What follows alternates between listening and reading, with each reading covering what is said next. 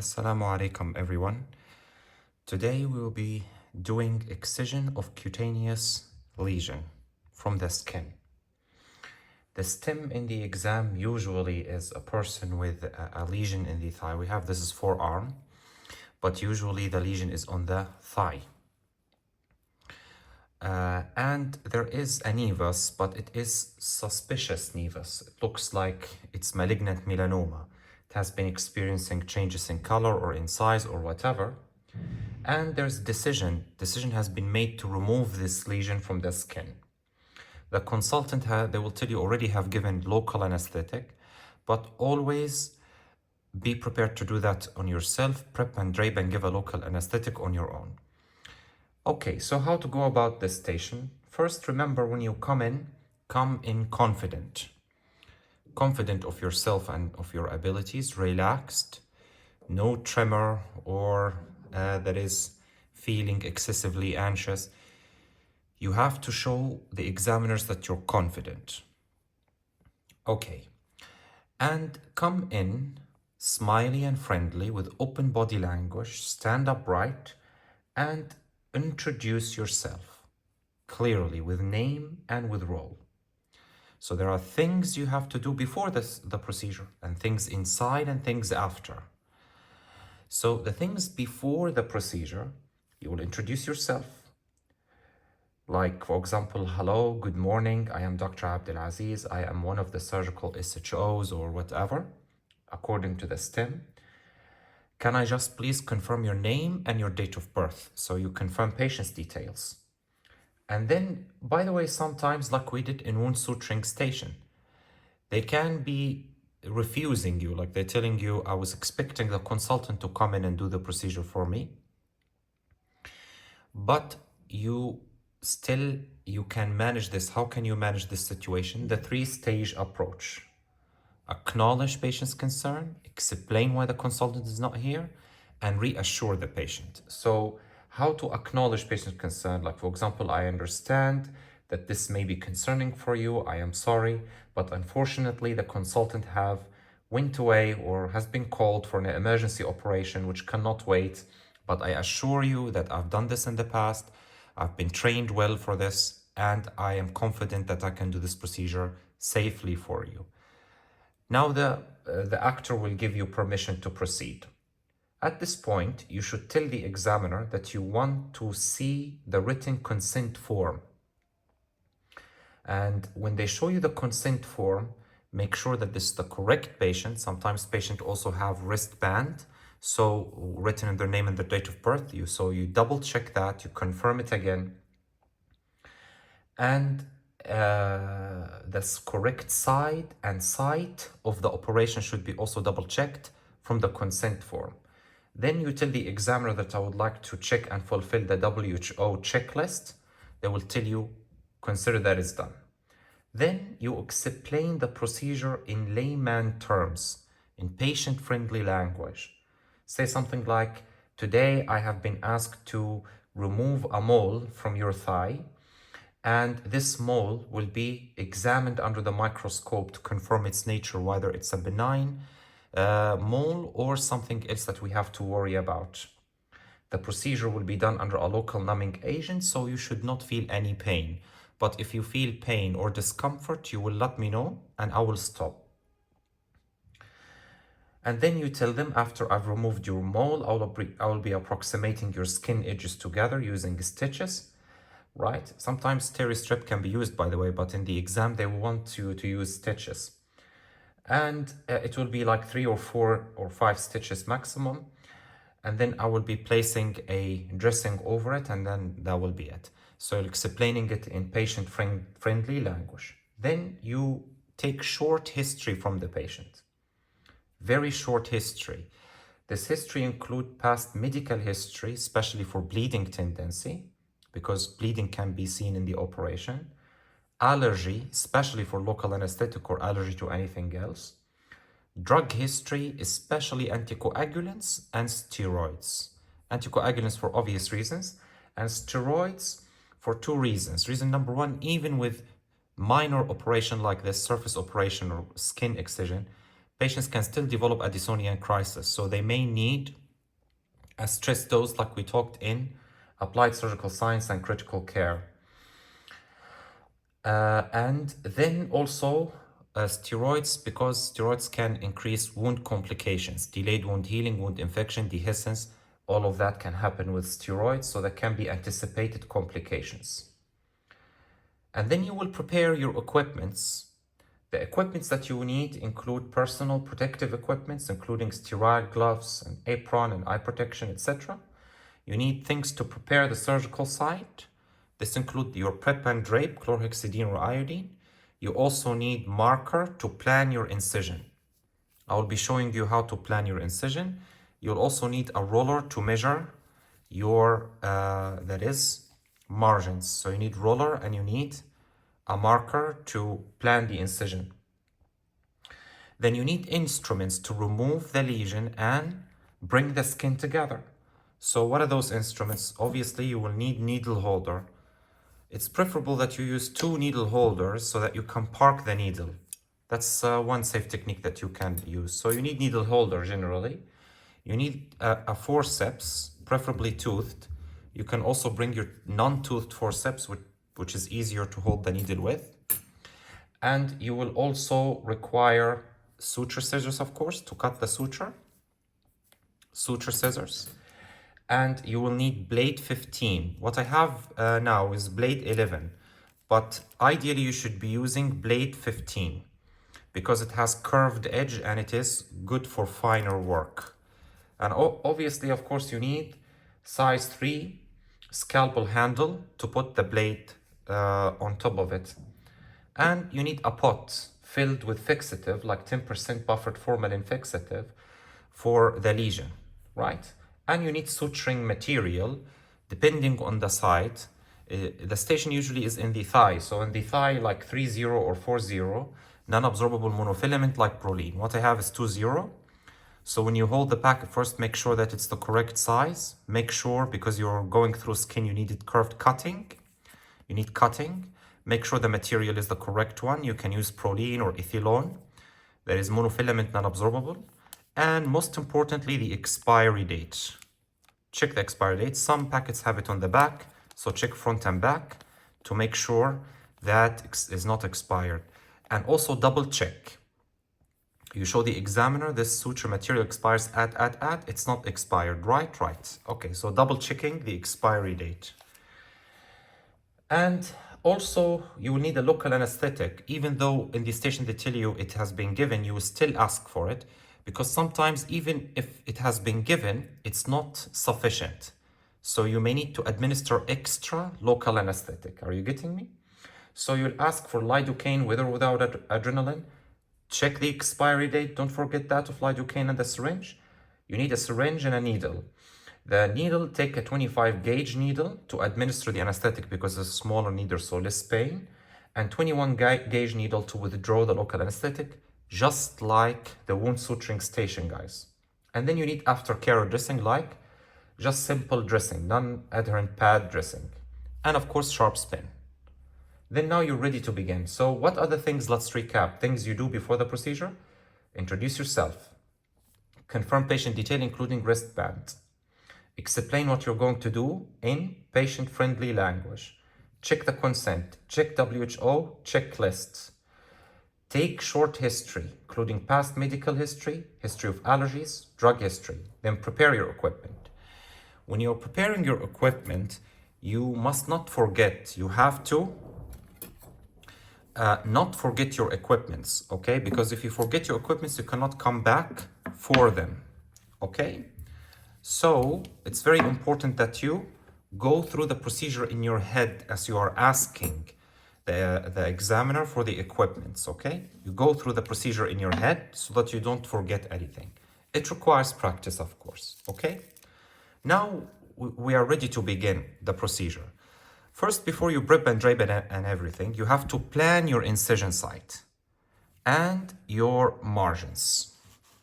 So how you're gonna go about it? A roller and a pen, simple, right?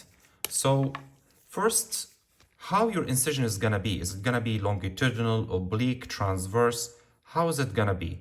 it's going to be according to Langer's lines, which are the natural orientation of collagenous fibers in the dermis. Incision, the advantages, they commonly ask you in the exam, what are the advantages? The advantages are, there are less gaping, less wound gaping, less tension, better cosmetic result, better and faster healing, less chance of dehiscence and less chance of hypertrophic scar, and better cosmetic result, right? So that's the advantages of having it according to Langer's line. Now, how you are going to, of course, Langer's line, for example, in the station in the thigh, it's almost parallel to the inguinal ligament. In the forearm, it's like usually almost longitudinal, but you can, what you do, you can pinch the skin like this and like this and see the tension lines, right? And do it along the relaxed tension lines. Now, your safety margin that you will take is 2 millimeter either side of the lesion, right? So suppose I'm gonna do it longitudinal. So I'm gonna go 2 millimeter here, that's 1 millimeter, 2 millimeter, right? So this is 1 millimeter, 2 millimeter. Go at the 2 millimeter mark. I'm gonna create it a little bit lower. So you go on the 2 millimeter mark here. And then on the other side, you go also 2 millimeter, right? That's 1, 2.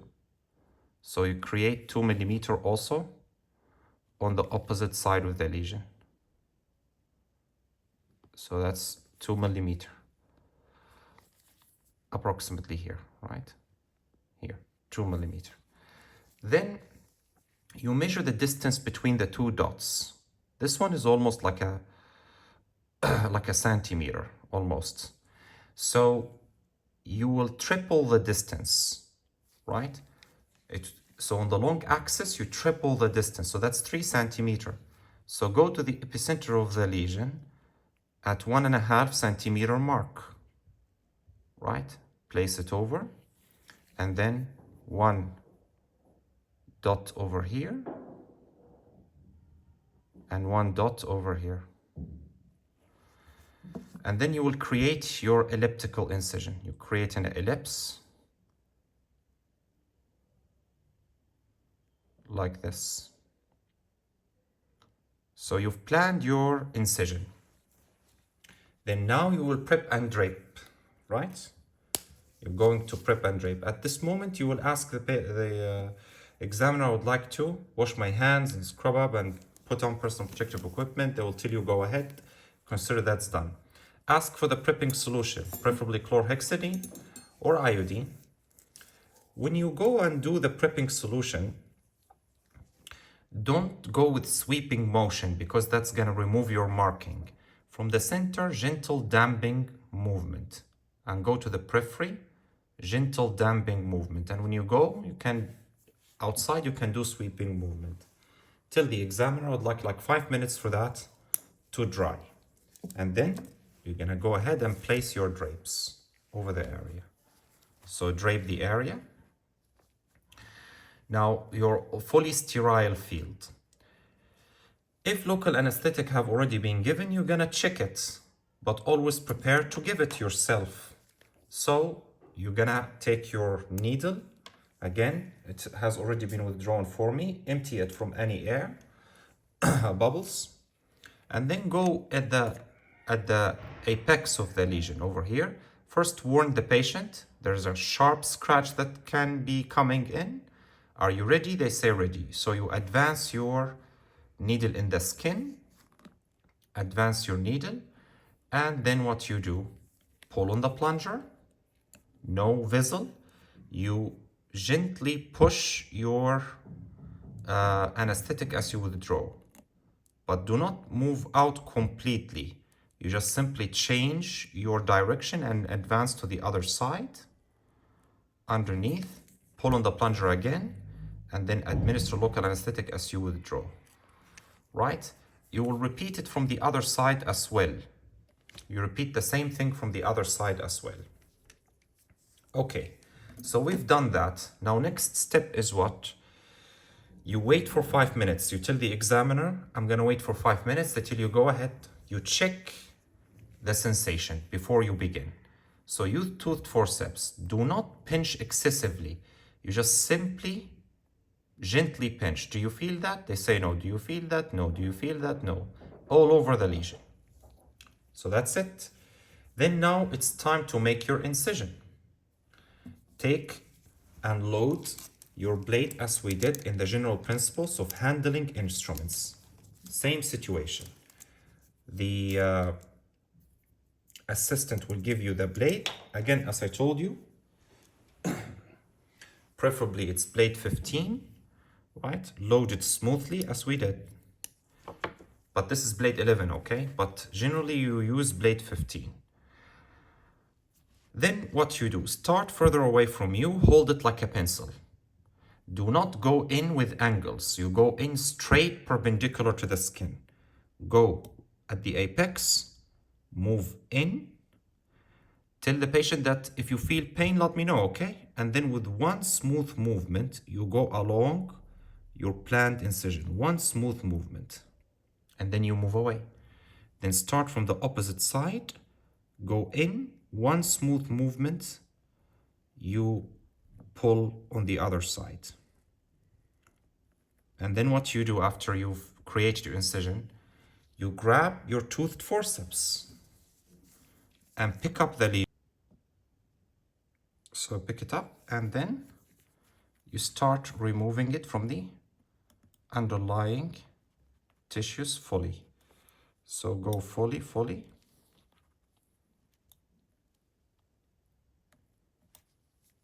Gently until the lesion is completely out. Cut it out from the underlying tissues and it's out.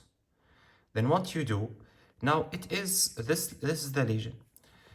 Sometimes it's an optional step, not necessary, but you can just put one suture at one end to indicate that this is distal end, this is proximal end. So you may, for example, this is the distal end. You can put a suture at this end of the specimen and say this is distal, just for orientation to the pathologist. Now, immediately you put it in the pot, but make sure, very important, to label it. So you tell the examiner, I'm going to label it. Now the blade, you don't have any job with the blade anymore, so you dispose. Again, you remove it like the general principles. Go from the bottom, twist, smooth movement out. No sudden movement, and not toward anyone working with you. In the sharp spin, instantaneously.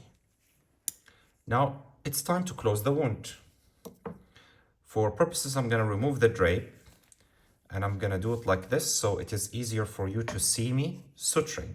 So it's the same as we did in suturing station. It's about the same. Right? Your assistant is going to open the suturing material for you.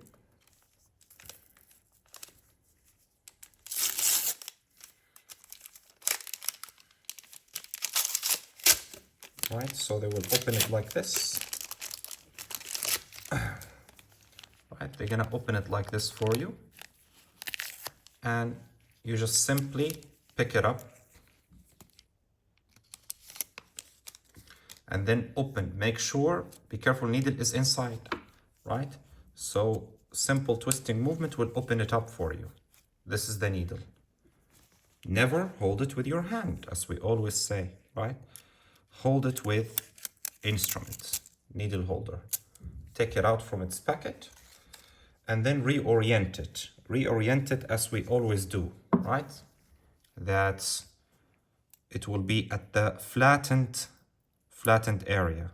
Of course, Brouillon sutures tend to have a lot of suture memory. Suture memory is this shape that you see, guys. The suture line takes the shape of its packaging. That's called suture memory. It's very annoying. Sometimes just simple push like that will try to reduce a little bit, but gentle pull, not excessive pull. Okay, that will reduce the suture memory. So you will hold it 1/3 from the thread, 2/3 from the tip, and you will go. Sometimes it is similar to this device, it's very plastic, and the edges don't come together as easily. It does not resemble normal skin. But the examiners usually understand that, okay? They understand that very much. But if you want to reduce the chances or reduce the tension and reduce the chances of the suture pulling through or cutting through the mannequin or the device, you can begin at the periphery first, right? So you can begin at the periphery. It's acceptable to if it cuts through because it is in the end it's just plastic. Again, you go 90 degrees from the edge and then move to the other side. Make sure it's pronation supination movement to invert the edges, okay? And then you will come through. Again, as I told you, first load your needle. And as you pull, keep the needle in your field of vision. Like this. So you pull from this side and the needle is in one place. Make sure that it does not come all the way out. Okay, so that's enough. Okay, so this is the advantage of having another that is a needle holder, because it can save you time.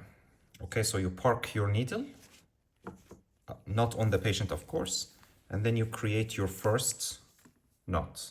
Just like the similar principles, right? Twice, hold the other end, go and cross. Very important is that you cross. Do not create a lot of tension, right? Just as it approaches. Of course, that's plastic, but again, don't do so much tension, guys. And then you go to the opposite side.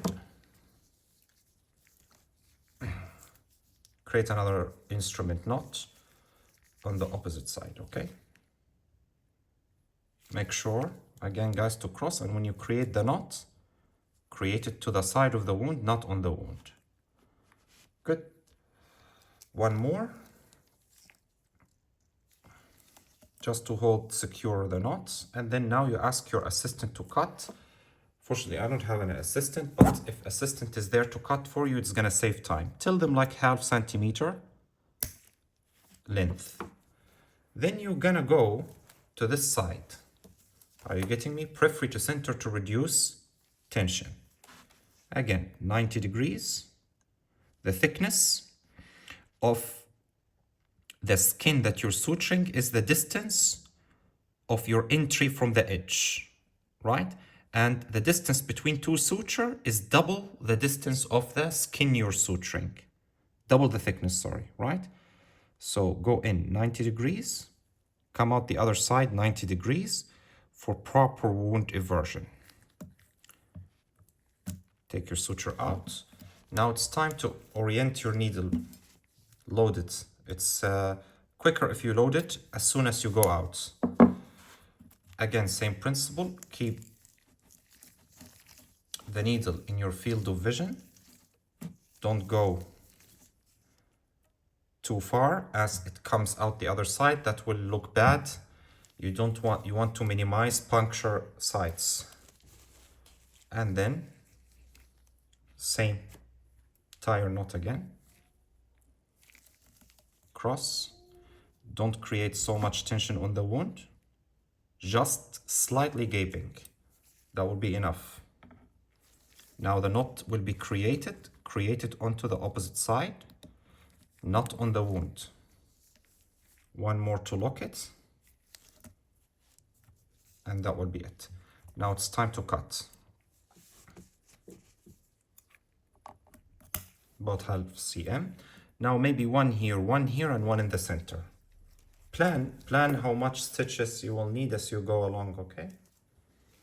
So another one over here. In, out, the other side. Remember pronation supination.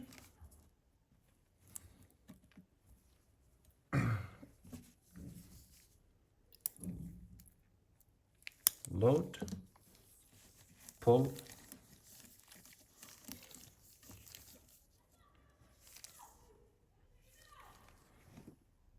yes, and then create your knot again.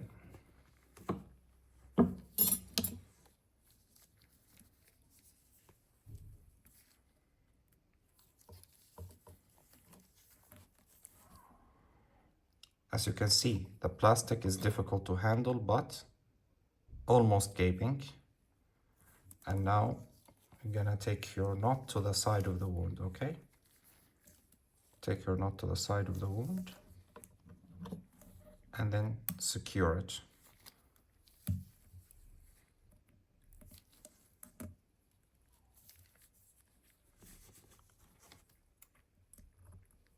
Cut. Another one here, maybe two more, that will be it.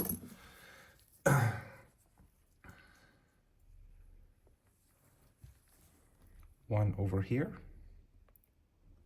If I have entered from the center, it will be so much difficult. If I have entered from the center here, guys, here, from the beginning, are you getting me? It would have been much more difficult to deal with it.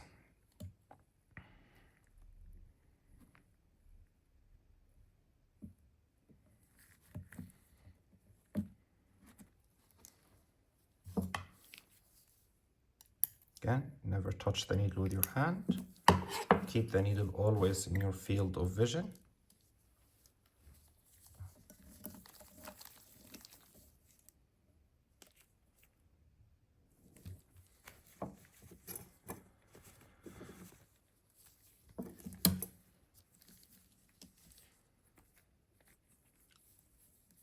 Tie your knots.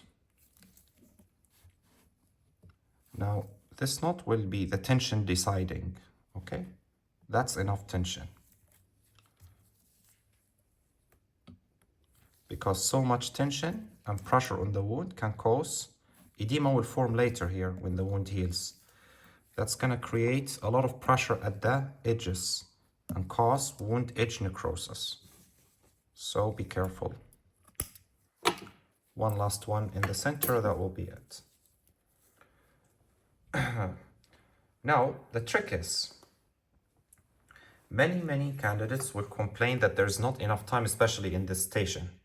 But with practice, you're going to create it quicker. And to maximize your chances of having marks, as you work, you talk with the patient about post-operative instructions, right? Don't like after you finish and everything. No, as you are working. So you tell the patient, there may be some risk of wound infection. So your wound can become red, hot, and swollen, and increasing pain in the area may develop. And also you may develop a spiking temperature. If any of that happens, please seek medical attention. Rarely your wound may come apart. That is wound dehiscence, right? Rarely your wound may come apart, but that is rare. But if it happens, you should talk to us. You should come and seek medical attention. That's about risk of wound dehiscence, right? And then you will also tell them about the risk of scar formation. Of course, you will tell them that a scar will develop at the area. I will try to close your wound as neatly as possible, but it doesn't guarantee that the scar will not develop. There's always a chance of a bigger scar. We cannot predict that. Then you tell them about the situation where the patient requires another appointment in about 2 weeks' time to discuss the histopathology results. Okay, and then you cut. Sometimes the last knot you can do it with your hand if you want. Some people do that. Like, I'm gonna create another entry here for you. Like, that's your last stitch because you want to get rid of the suture. So you go in. Let me just create another entry here for you. So that's it, right? So you came out. Now you can just get rid of the needle. You can get rid of the needle. You cut the needle like this with your scissor, and in the sharp spin. And then when you come to deal with the line, you can just tie the next one with your hands, right? The last one, I mean, you can tie it with your own hands. It's acceptable, it's just personal preferences. It's just, you know, some personal preferences, that's it. Right, so like the last one, you can do it with your hands.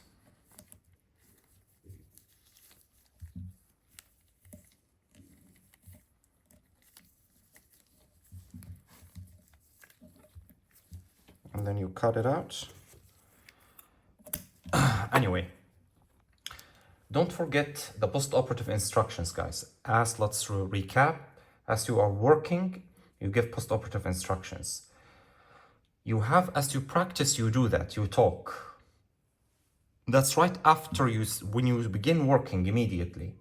So talk about risk of wound infection, scar formation, wound dehiscence, increasing pain. Tell them about when they should expect the pathology report in about 2 weeks' time. We'll give you an appointment. Tell them about the dressing. This dressing, of course, after you end, you will remove your drape and then place a sterile dressing on top of the patient's head. So you'll tell them that after about 48 hours, you can remove your dressing. You should keep your dressing dry. You can take a shower, but keep it as dry as possible. Avoid soaking it, so no bathing or swimming in a swimming pool, diving or something like that, because that will soak your wound and soften your wound and increase risk of wound coming apart, increase risk of wound infection. But you can, of course, always use Tegaderm or Opsite, which is waterproof. So after 48 hours, you will change that dressing. The sutures removal, as we did in wound suturing station, depends on the site, right?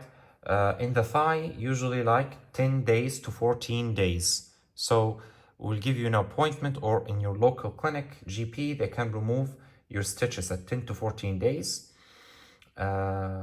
Then the documentation, don't forget about documentation. After you end, you will ask the examiner, please, I would like to document this procedure. And that will be it for nevus excision. The questions common in this station are in your notes, and that will be it. Thank you so much, guys, for watching, and best of luck.